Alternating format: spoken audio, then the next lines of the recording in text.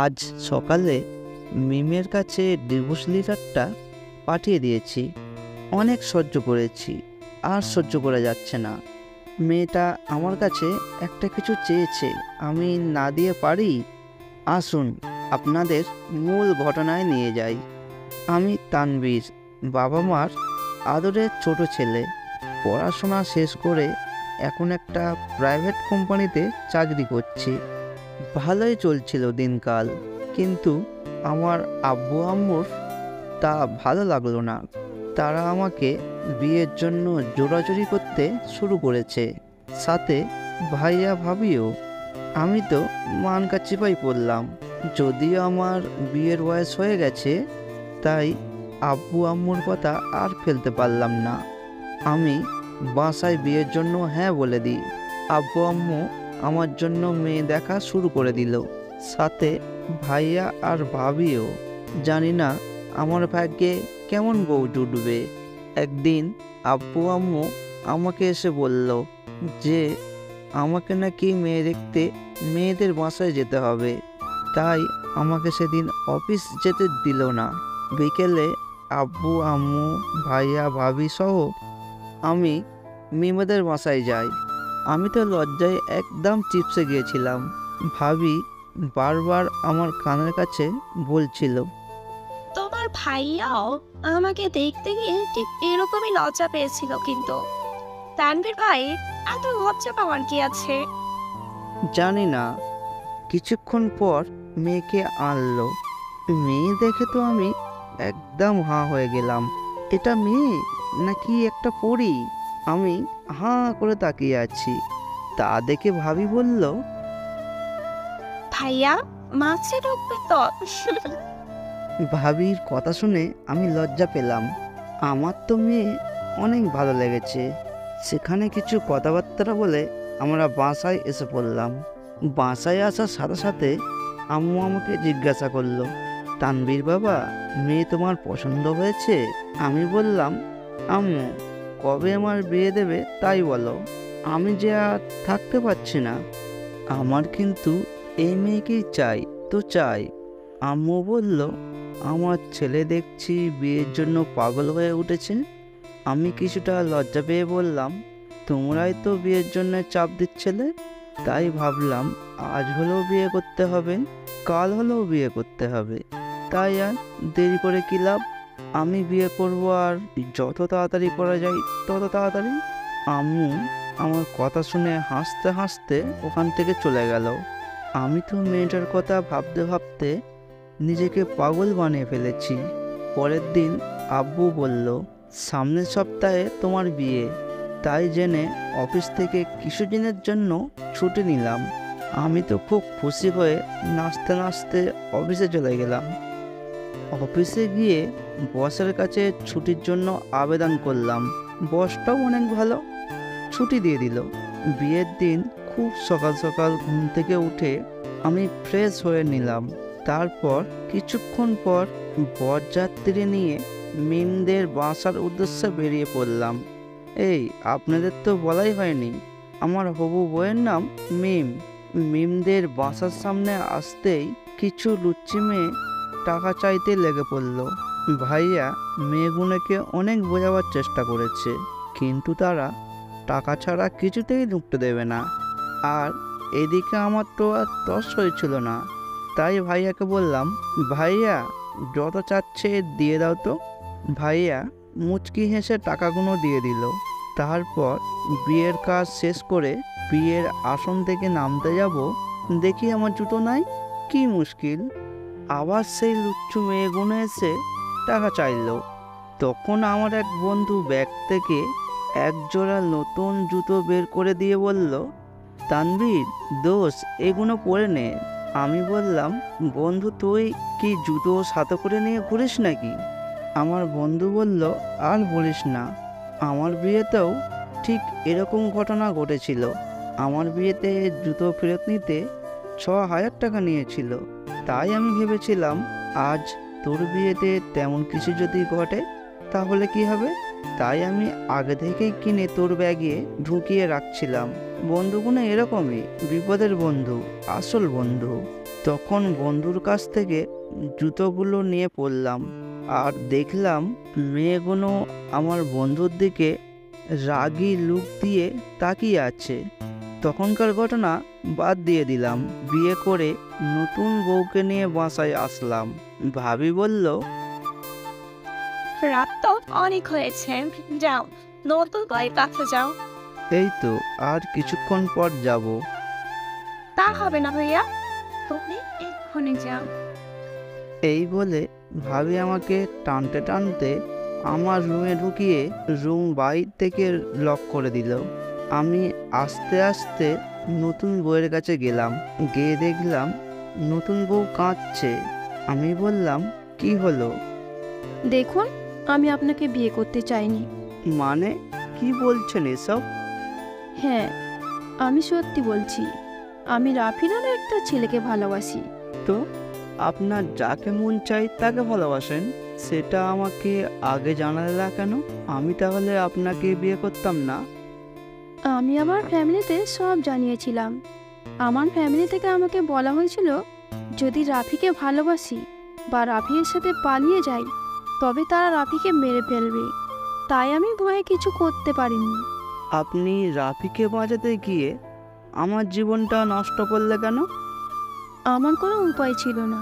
তো এখন আপনি কি চান আমার কাছে? আমাকে আপনি প্লিজ ডিভোর্স দিয়ে দেন, আর আমার সতীত্ব আমাকে ভিক্ষা দিন প্লিজ। বাসর রাতে বইয়ের কাছে ডিভোর্সের কথা শুনে আমি অনেক অবাক হয়ে গিয়েছিলাম, সাথে অনেক কষ্টও পেয়েছিলাম।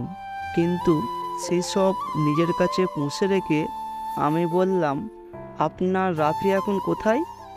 রাফি এখন একটি শহরের বাইরে আছে। রাফি আসা মাত্রই আমি রাফির সাথে পালিয়ে যাব। আচ্ছা ঠিক আছে, আপনি যা চান তাই হবে। আমি কাল সকালে উকিলের সাথে কথা বলবো। আর ভয় পাবেন না, আমি আপনার কোনো প্রকার ক্ষতি করব না। বউ, দূর, আর বউ বউ করতে ইচ্ছা করছে না। মিম বলল, আপনাকে অনেক অনেক ধন্যবাদ। আচ্ছা, আজকে আমি অনেক ক্লান্ত, আপনি বিছানায় শুয়ে পড়ুন, আমি নিচে শুয়ে পড়ছি। এই বলে আমি একটা বালিশ নিয়ে শুয়ে পড়লাম। আমার অনেক কান্না পাচ্ছে। আমি কি এমন অন্যায় করেছিলাম যার জন্য আজ আমাকে এইভাবে শাস্তি পেতে হবে? বিয়ে নিয়ে তো আমার অনেক স্বপ্ন ছিল, ইচ্ছা ছিল বউকে অনেক অনেক ভালোবাসবো, আমার বউ আমাকে অনেক ভালোবাসবে। কিন্তু বাসর রাতে যে আমার সব স্বপ্নগুলো শেষ হয়ে যাবে আমি আগে বুঝতে পারিনি। একথা ভাবছি আর বালিশ ভেজাচ্ছি।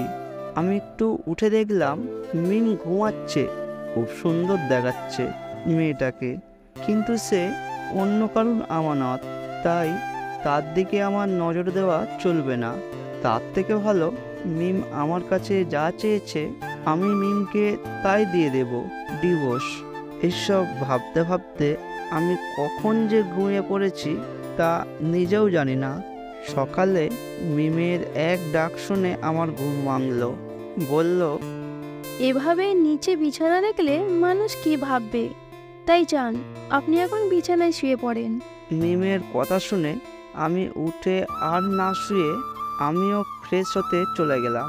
ফ্রেশ হয়ে এসে মিমকে বললাম, আচ্ছা, আপনি তো রাফির সাথে চলে যাবেন, কিন্তু যে কদিন আমাদের বাসায় আছেন সেই কয়দিন যেন কেউ না বুঝতে পারে আমাদের মাঝে স্বামী স্ত্রীর কোনো সম্পর্ক নেই। প্লিজ আমার এই অনুরোধটুকু রাখুন। মিম আমার কথা শুনে কিছুক্ষণ ভাবলো, তারপর বলল, হ্যাঁ ঠিক আছে, আপনার জন্য আমি এটুকু করতে পারি। আপনাকে অনেক অনেক ধন্যবাদ। আমি মিমকে ধন্যবাদ দিয়ে চলে গেলাম। তারপর বিয়ের সব অনুষ্ঠান শেষ করে নিজের বাসায় আসলাম আমি আর মিম। তারপর একদিন রাতে মিম হঠাৎ করেই আমাকে জিজ্ঞাসা করলো, আচ্ছা, আমাদের ডিভোর্সের কি খবর? মানে আমরা কোন দিন একে অপরকে ডিভোর্স দিব? সেটা এখনো সম্ভব নয়। কম করে হলেও 6 মাস অপেক্ষা করতে হবে। এর আগে ডিভোর্স অসম্ভব ব্যাপার। মিম আমার কথা শুনে কেমন যেন হয়ে গেল আর বলল, এই 6 মাস তাহলে কি হবে? সেটা আপনি ভালো জানেন। তবে আপনি চাইলে রাফির সাথে চলে যেতে পারেন। 6 মাস পর না হয় আমি আপনাকে ডিভোর্স দিয়ে দেব। সেটাই ভালো হবে। আপনাকে অনেক অনেক ধন্যবাদ। আমি আর কিছু না বলে নিচে বিছানা করে শুয়ে পড়ি। আর মিমও মনে হয় ঘুমিয়ে পড়েছিল। পরদিন সকালে আবার মিমের ডাকে এই উঠুন, যান গিয়ে বিছানায় শুয়ে পড়ুন। আমি আর কিছু না বলে বিছানায় শুয়ে পড়লাম। আর মিমকে দেখলাম আমার বিছানা গোছাচ্ছে। মেয়েটাকে দেখতে ভালোই লাগছিল, একদম একটা লক্ষ্মী বউ। কিন্তু সে তো আর আমার বউ নয়, সে অন্য কারোর বউ বা জিএফ। এ কথা মনে আসতেই আমার মনটা খারাপ হয়ে গেল। তাই আর শুয়ে না থেকে অফিসের জন্য রেডি হব। তখনই আম্মু এসে বলল, কি ব্যাপার সোহেল বাবা, তুমি না বেশ কিছুদিনের জন্য ছুটি নিয়েছিলে? আমি বললাম, আম্মু অফিসের কাজের প্রচুর চাপ, তাই বস আমাকে যত তাড়াতাড়ি পারি অফিসে যেতে বলেছে, তাই অফিস যাচ্ছি। তুমি তোমার বৌমার খেয়াল রেখো। আমি গেলাম। এই বলে আমি অফিসে চলে গেলাম। অফিসে যাওয়ার সাথে সাথে সব কলিগরা আমাকে ঘিরে ধরলো।